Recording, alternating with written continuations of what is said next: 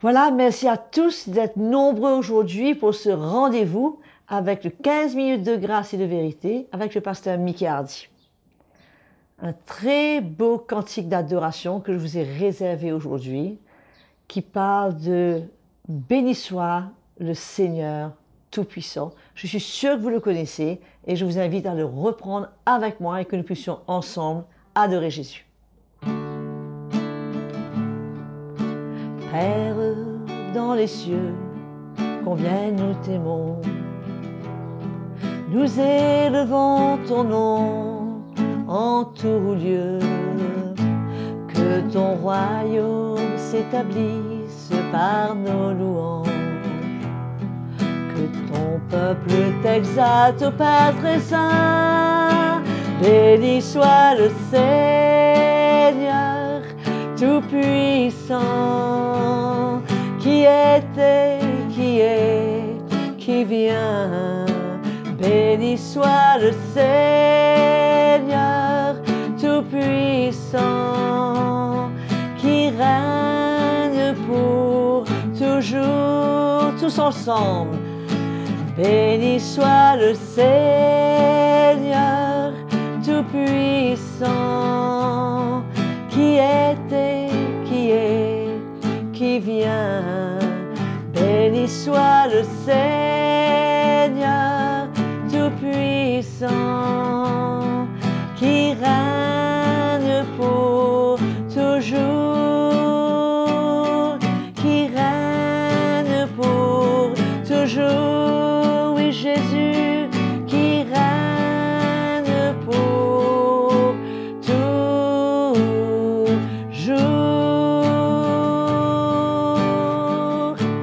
Alléluia. Merveilleux Jésus.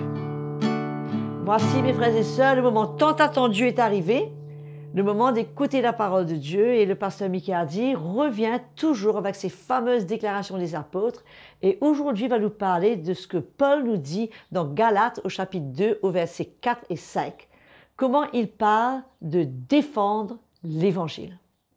Donc c'est vrai que Paul était un grand défenseur de l'évangile, il menait un combat pour la liberté des chrétiens, mais en fait, de quoi, de quel combat il s'agissait, contre qui il avait à lutter. Donc sans plus tarder, écoutons tout ce que le pasteur Mickey Hardy a à nous dire sur ce sujet tellement passionnant. Je vous revois tout de suite après. Bonjour, bonjour à tous les fidèles de 15 minutes de grâce et de vérité. On va applaudir la sœur Audrey pour son chant et nous remercions le Seigneur pour sa participation à ce programme. Alléluia, gloire à Dieu. Donc, nous continuons, épisode numéro 4. Et je vous rappelle, notre série de 15 minutes de grâce et de vérité, les déclarations des apôtres. Je crois que c'est nécessaire que non seulement nous prenions conscience de leurs déclarations, mais surtout de pouvoir en bénéficier. Parce que quand on ouvre nos cœurs à l'Évangile, à la parole de Dieu, ben nous sommes construits, nous sommes encouragés, nous sommes édifiés, nous sommes challengés, notre foi est mise à l'épreuve et on a la possibilité d'avancer et de grandir. Alléluia. Donc, pendant cet épisode, nous allons lire dans l'Épître aux Galates au chapitre 2. Épître aux Galates, chapitre 2, où on voit que l'apôtre Paul se rend à Jérusalem et rencontre les frères, les apôtres, qui était à Jérusalem. Et nous allons lire à partir du verset 4. Et cela à cause des faux frères qui s'étaient secrètement introduits et glissés parmi nous, pour épier la liberté que nous avons en Jésus-Christ, avec l'intention de nous asservir. nous ne leur cédâmes pas un instant, afin que la vérité de l'Évangile soit maintenue parmi nous. Alléluia. Merveilleux de voir l'attitude de l'apôtre Paul à Jérusalem. Paul était quelqu'un de libre, qui croyait dans la liberté du chrétien. Et là, il est mis à l'épreuve par certains frères, faux frères, qui s'étaient introduits parmi eux et qui voulaient asservir Paul et ses compagnons. Mais quelle fut la réaction de Paul? Vous savez, quand on lit les épîtres de Paul, on voit un homme qui a dédié sa vie pour le Seigneur, qui avait une conviction extraordinaire de la lumière qu'il avait reçue, la révélation de l'Évangile dans son cœur, avait construit en lui une conviction extraordinaire. Et quand cette situation s'est passée, où la parole de Dieu nous dit maintenant ici que ces hommes avaient l'intention de les asservir. Mais Paul a réagi tout de suite.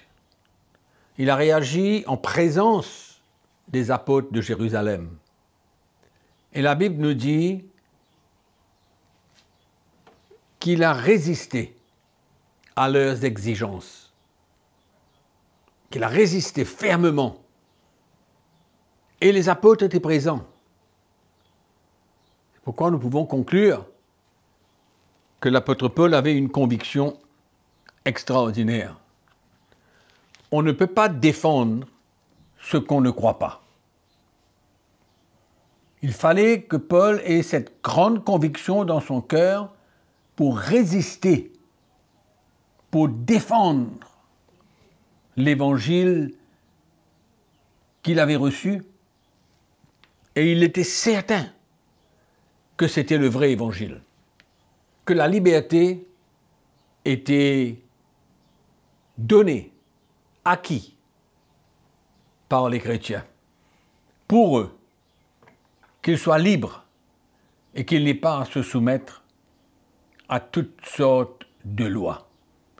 Malheureusement, dans l'Église aujourd'hui, nous voyons beaucoup de serviteurs de Dieu qui veulent imposer des lois, des obligations dans la vie des chrétiens.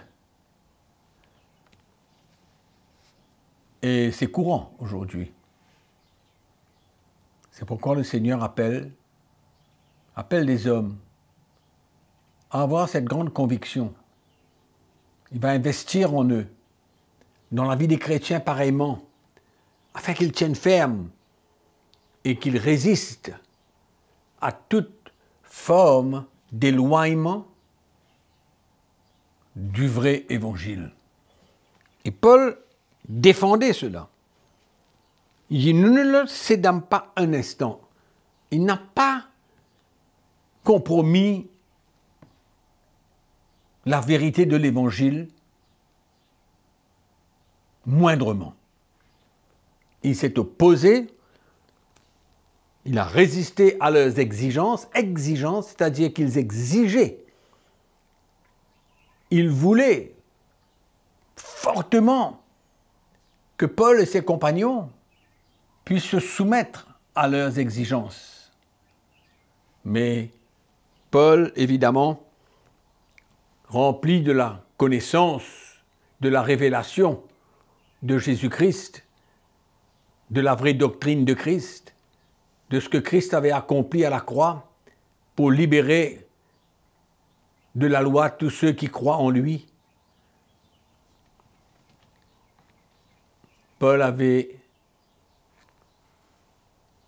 cette conviction forte dans son cœur pour que l'Évangile soit maintenu parmi les chrétiens. Maintenu. Et à cette époque, dans ce temps, comme vous savez, le judaïsme était fortement ancré dans la vie des Juifs chrétiens qui ont cru en Christ et qui souvent voulaient influencer les païens, les chrétiens païens qui eux avaient cru en Jésus-Christ, de se tourner d'une manière ou d'une autre au judaïsme. Et comme nous savons que Jérusalem était l'endroit où la première église avait commencé avec des milliers de convertis sortant du judaïsme. Et donc ça devait être une pression dans la vie des serviteurs de Dieu pour essayer de convaincre ces Juifs qu'ils étaient désormais libres, libérés de la malédiction de la loi. Et Paul a eu fort à faire dans son ministère, fort à faire pour résister, pour ne pas céder, pour s'aligner avec la vérité de l'Évangile. Chose que nous sommes appelés en tant que chrétiens, que vous êtes appelés en tant que chrétiens, de défendre l'Évangile. Nous sommes appelés pour la défense de l'Évangile, comme Paul, comme tous les chrétiens. On ne doit pas se laisser influencer, on ne doit pas avoir peur, on ne veut pas avoir la crainte des hommes pour finalement compromettre par la peur ou même par la manipulation d'autres qui sont eux-mêmes encore esclaves de la loi. Mais je veux vous encourager aujourd'hui à réaliser que toute lumière que nous recevons de l'Évangile, nous sommes appelés à non seulement maintenir la vérité de l'Évangile, mais nous sommes appelés à défendre l'Évangile, ne pas nous laisser influencer par quiconque, mais de nous lever et de partager notre conviction, la lumière que nous avons reçue, quelque chose de clair dans notre cœur. Alléluia. Là où nous allons.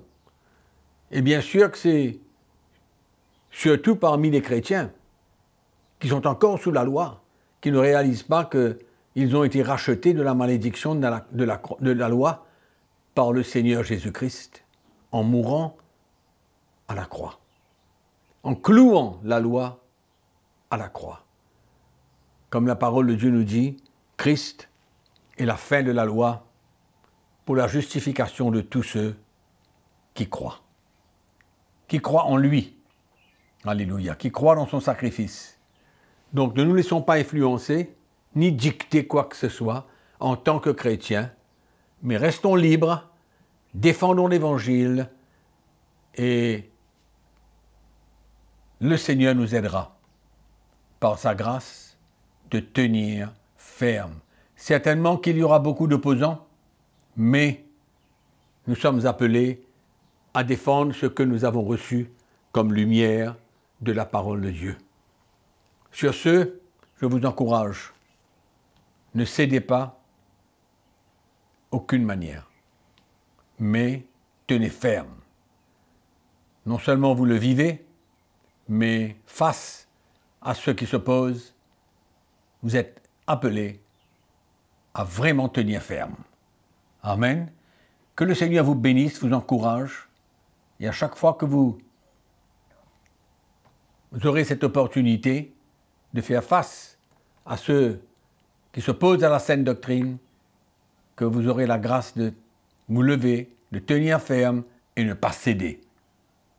Amen. À la manipulation ou quoi que ce soit d'autre. Que le Seigneur vous bénisse, que la grâce de Dieu vous accompagne et n'oubliez pas que nous vous aimons. Voilà mes frères et sœurs, comme Paul, nous sommes appelés à défendre l'Évangile nous aussi et nous tenir et prendre position. Surtout ne pas se laisser influencer par ceux qui se posent à la sainte doctrine. Quel encouragement de la part du Seigneur pour chacun de nous.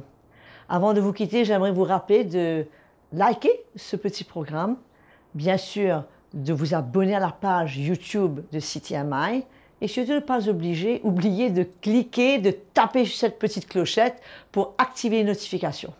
Entre-temps, vous continuez à servir le Seigneur, envoyez-nous vos témoignages, vos questions et surtout n'hésitez pas à nous encourager par ce qui se passe dans votre propre vie. Que le Seigneur vous bénisse et je vous retrouve très bientôt.